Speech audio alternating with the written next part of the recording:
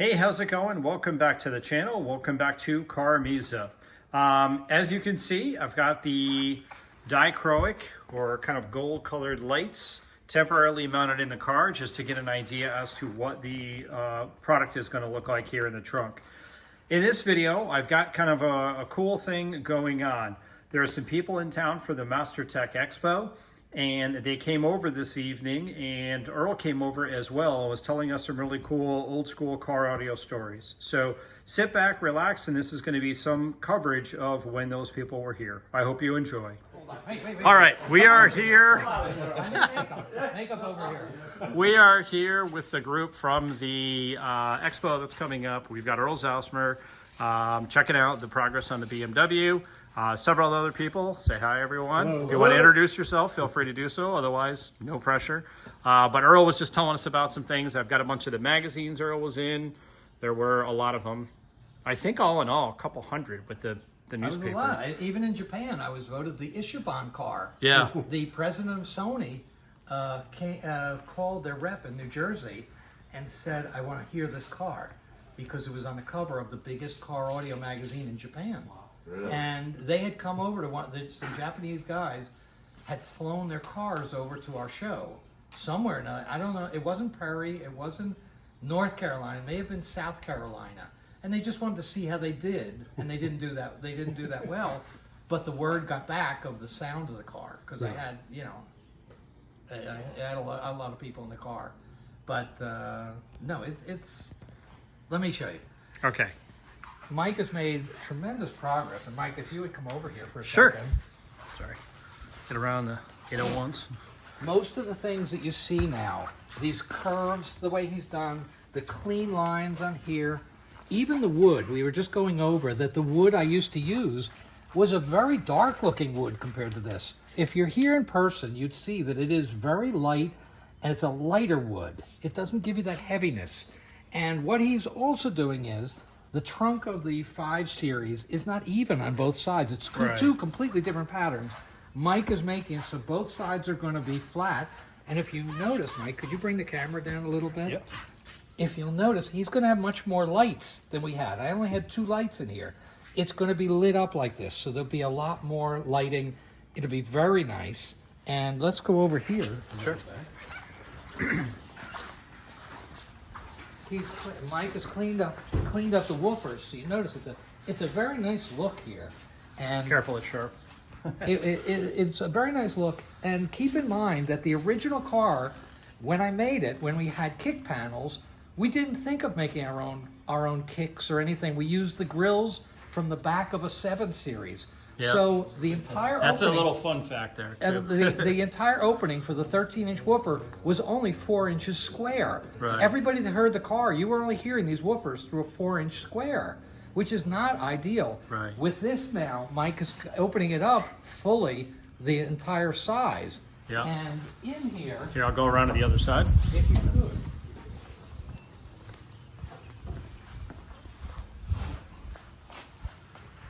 If you look here, he has finished everything. Where when we did it, we just put a ring in there, and it was not anything on this level. Again, during those times, it was the first Car was time it was brand ever new. done, so we didn't know how far to take it. And I seriously thought that the car was going to split in the front, and I thought it was going to be a problem. The car was brand I know, new. I know everybody's laughing, but I actually did think, because I didn't know what was supporting this area of the car. How soon after you bought the car did the woofers go in? Well, when I bought this car, I took it over to Henry's pretty much within 2 weeks. Okay. Because we had made all the holes in my first BMW, the 525, the white car, Yeah. which many of you may have heard.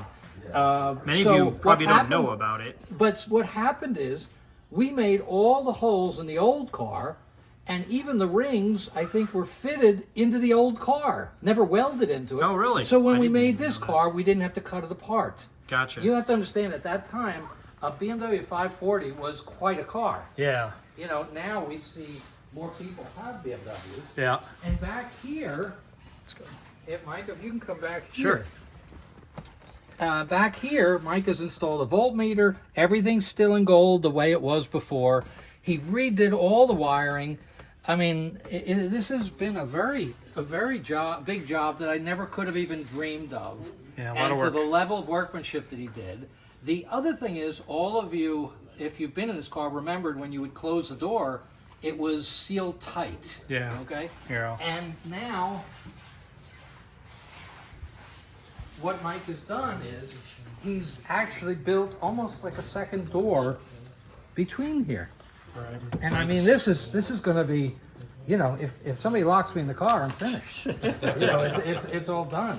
And just a little note, I was just talking, it kind of reminded me that this car, when I had the white car and started with it, Dynamat really did not exist. Right. And I heard this guy Scott was working on a Dynamat type of product to deaden the car, and I called him up, and he would send me stuff and test it in my car. You know, he'd send me rolls and say, install it, see what you think.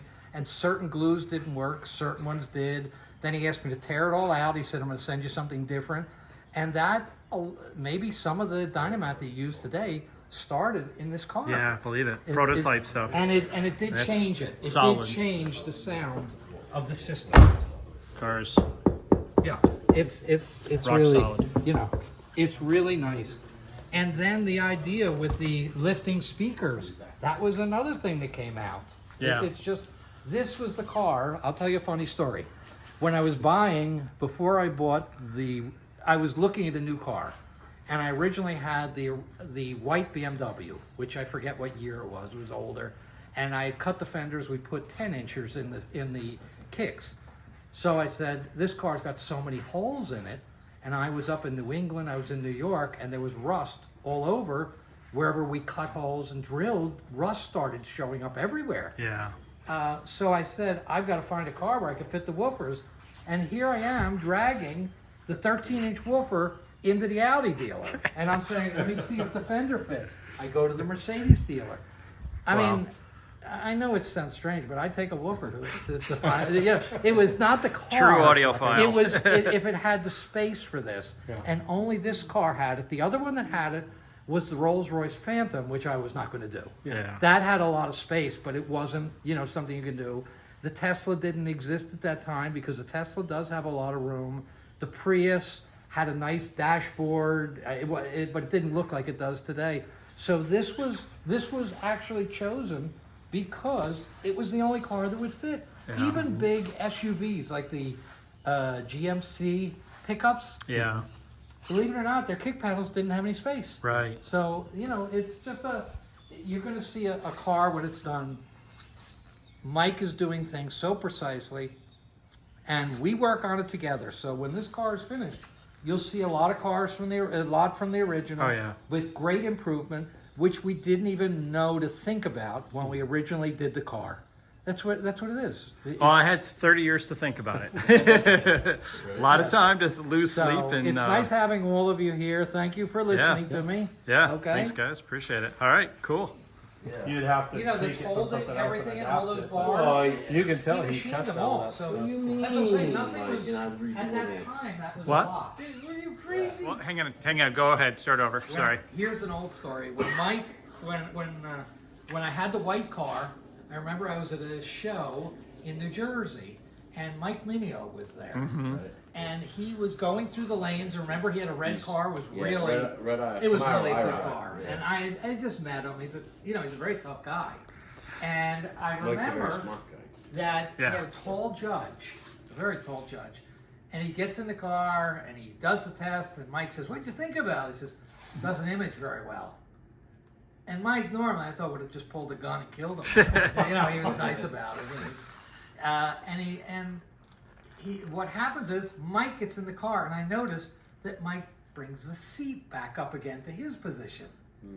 He didn't notice that.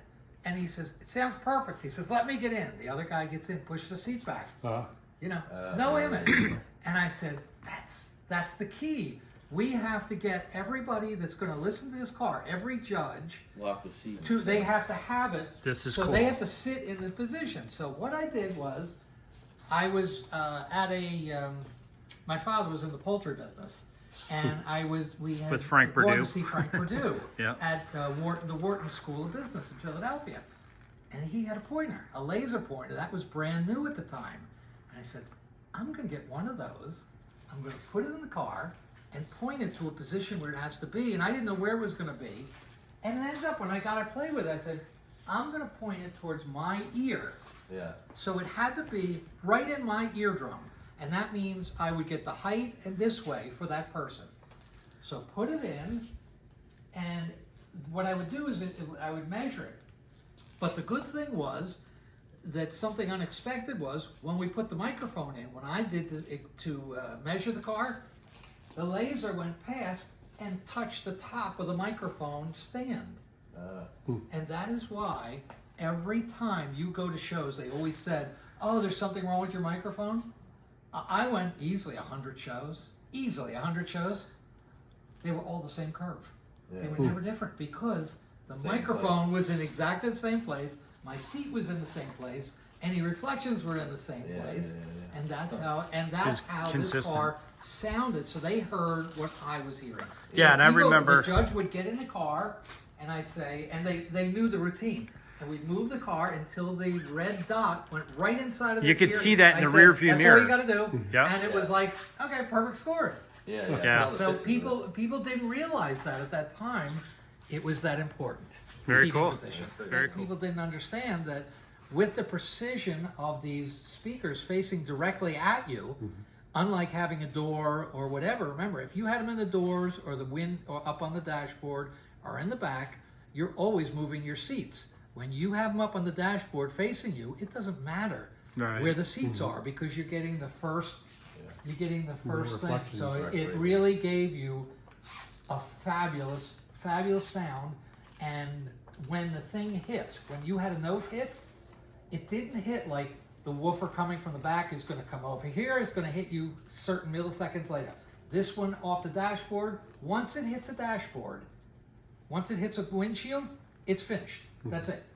And I'll tell you the story of how the frontal started. Yeah, this is a cool We story. went, it was Super Bowl, and we went to our next door neighbor, Michael Stern. His father-in-law owned GVC, the online sales thing. Yeah. So we're sitting in his basement. It has the 3 beams on it. Remember the old Advent televisions that had a red, green, and blue Oh, yeah. thing on it? And one of the beams had gone out of alignment. So we're watching Super Bowl, and there's a blue shadow. And I said, you know, they're all facing one direction. If all my speakers are facing the same direction, He wasn't watching the Super Bowl. I'm going to get it. I'm going to get it in my ear, and that's really what it was. Now imagine that you put in the door a red gun, a green gun, you know, off the windshield, and another one somewhere else in the back deck. You're not going to get a picture. You're not going to get the total package. So that's when I went to this type of thing where it's going direct. At my home, I had Rogers LS35As, which were British speakers, and I had them hung from strings in the ceiling, and I would sit in the middle, and they were right here. So it was actually just like the car. Yeah. So that's why every time a judge got in, it sounded the same. I never had to adjust the car. I am lucky if I even adjusted the car once a season. Yeah, It for never any moved. tuning at all. And right? all these other people were always tuning their car. If you remember at the shows, yeah. they're always tuning, and I'm sitting there like, I don't know what you're doing. I'm still tired from that. Everything's fine, yeah. Just sit in the same place. You know, so that's Very cool. another little story about the car. Very cool. Thank you. Okay, with Optima batteries. Okay. Okay, I was somewhere or another looking at a magazine or something. It wasn't in the hi-fi business. It was mostly for boats, All right. for marine. So the oil or the battery Acid- fluid or whatever, acid. they didn't want it to leak out, so they did a spiral. These batteries are made with like a cotton material that's soaked, like in a spiral type of thing. And I said, this would be great for the car because you could put them on the interior now. Yeah. And and it was nice looking. You know, every battery was black, but this had a color. So I called the guy up. It was somewhere in California. And I said, we're in the audio business. Can I come out and see you? He says, sure. And I explained to him that there's a whole business in car audio. And he says, I have never heard of car audio contest in my life. Wow. And I said, could you sponsor me? He says, what do you need? I said, I need 2 batteries. He says, here, go I'll ahead. be calling Send him. He said, send us some pictures and all this stuff. And he called me about a month later. I said, well, we're still installing it. He said, where's some of your shows? He says, because he says, I'm going to be traveling here and here. I said, why don't you come to this show? And he went to a show. I don't know where it was. And he saw that there was a business for car audio. Wow. And that's where it started. So those batteries started because of me. Wow. Because of this car. Not this car. I think it was the white car. The white car had I think it was the white car. And this car still has, it's an older one, but it's still got an Optima. Red But top. it was very big. And when I showed up with the red car, must have been laid on with the white car. Because when I showed up with those batteries, everybody kept asking, what is it? Yeah. And then after a while, he called me and he says, I'm gonna display at some of your shows. He says, because all these cars, our battery is better for them because it can draw down deep. Right. So he started a business, the same as Bound Wilkins started the speaker business, the same as Scott started the business, and I was the first guy. I was the experimental car for Dynamat. You got to real quick. You got to tell Maple Shade that story. Oh, the With, Maple Shade. what's the guy's name? You know, He everybody. passed away. Well, Pierre has passed away right now. You know, when you have a good system, if you feed it the right product, if you have a great stereo at home and you feed it lousy music, it's not going to sound good. Right. I'm a member of the Philadelphia Audiophile Society at that time, and every month they have somebody new. And this guy Pierre Spry from Maple Shade and some other company comes in. Wild Child. We go into the house, and he's got the power lines going to the amplifiers suspended from strings on the ceiling, and they actually did sound different because he then unplugged and went to a regular cord, and we were all like scratching our head. We couldn't understand this, and he was playing records as CDs that he made, and I said, I'd like to buy some, and I did. And when Pierre made these, it was very different from every other company, and that's why my car sounded very different from every other. Everybody always thought their car didn't sound as well. They didn't feed their car as well, and nobody had an interest of putting better music, quality music. They didn't even know where to look. So what happened was I got the recordings and everything and put them in a car, and it's like, oh my God, it sounds spectacular. Yeah. Okay, and his wires were very esoteric. His interconnect, when he would record, he made his own recordings, reel-to-reel tape, in his house, in his living room. That's where all Maple Shade recordings are made, in the living room. And that was like an old plantation mansion. Yeah, it was. And what he would do, he had a tape recorder, and he had batteries. He didn't plug it into the wall, but the microphone cables, he only ever used 2 microphones. It was an inner tube with a hair, one conductor. It was as big as a hair, and he soldered it to the microphone diaphragm and soldered it right to the head of where it was going. This is how serious this guy was. And the other thing about the recordings, and then I'm going to get to how he came into car stereo, he would record people and say, come out to our studio. And the guy that his papa was a Rolling Stone, which was one of the real big ones. That was on the Iasca disc, yeah, by the way. That was on the Iasca disc, because I said to Richard Clark, you got to get better stuff than this. And that's one of my favorites. And that's another one, Mojo. Yeah, that's and one what of my happened favorites. was, the guy pulls up in a big black Cadillac limousine, and he says, I'm looking for the Maple Shade studio. He says, this is it. He says, what? He says, it was his living room, was the studio. And the guy did that album with him and did it very well. For some reason, the acoustics were right. He also did a drum record. You know, he had over 100 CDs, but he had one was a drum record, and the guy said, you know, okay, when do you want, you know, when do you need me here? And Pierre said to him, you tell me when you're ready. They were all used to, even the guy Papa was a Rolling Stone. They'd say, be at our studio at a certain time. When you were recording with him, you moved into his house for a few days. And when you were ready to record, then he recorded. And the guy that was doing the drum record, he walks into Pierre's bedroom and says, Pierre, I'm ready now. He gets out of bed, the guy is drumming with his pajamas on, and Pierre has his pajamas on, and he just turns on the tape deck. And it was in pretty much, he said, the only light that was, Pierre told me, he says, the only light was in the room was from the VU meters on the tape deck. Wow. He did the entire CD one take. And they turned on the lights. The guy was all sweaty, you know, and everything. It was like, that's how he did it. And that's why things sounded so good in this car. If you put junk in my car, it would sound like junk. So everybody was saying, Earl, where are you getting this music from? Because it sounded so spectacular. And I wasn't telling anybody. I said, I got like an ace in the hole here. I don't need anybody else here. And there was no sound hound where you could look it up. Yeah. And even if I told them who the names were, they wouldn't be able to find them because he just does it out of his house. So what happened is I said, Pierre, it's a lot of people are asking me now, why don't you come to one of the shows? So he says, okay, and he comes down to the Carolinas where Richard Clark had that big woofer, that big, or was it MTX? Was it remember that big? Yeah, it was MTX. Yeah. It was the big MTX woofer was going to come do this thing. And Pierre is there and he says, I have never heard so much noise in my life. He's an audiophile. So what he did was he had a K car, a Chrysler K car, and loaded up the trunk, head to toe with just CDs and put his suitcase in the back there. And he's displayed at CES, this Consumer Electronics Show. He went there, he says, Earl, I can't hear anything. He says, but they're buying every one of my albums here. And if you bought like 5, you got the other. By the end of the show, he didn't even have his demo CD. They bought everything. And he told me, he says, when he left, he says, Earl, at a CES show, which had a lot more attendance, he says, I don't sell these many. And what happened was he ended up starting an entire business in car audio because the shops were buying his collection. I had him on my shop. I had him on display. And they were saying, if I play this on my board, they used to call it a board when they had a lot of stereo. He says, if I play that, my stereo is going to sound better, then it's going to be more sellable. And that's what happened. And he used to have a group, like he said, I have 12 CDs, you buy 12. It was very cheap. And they were good.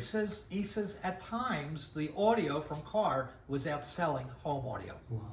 And that's how he got into. Cool. That was another, because of these cars, another company that started. Jeez. Very cool. Yeah, this is. Okay, hopefully that was kind of a cool little treat. I hope you enjoyed what you saw. Please like, subscribe, tell your friends, and in the next video, we'll get these side panels going. Thank you very much for watching. Talk to you soon.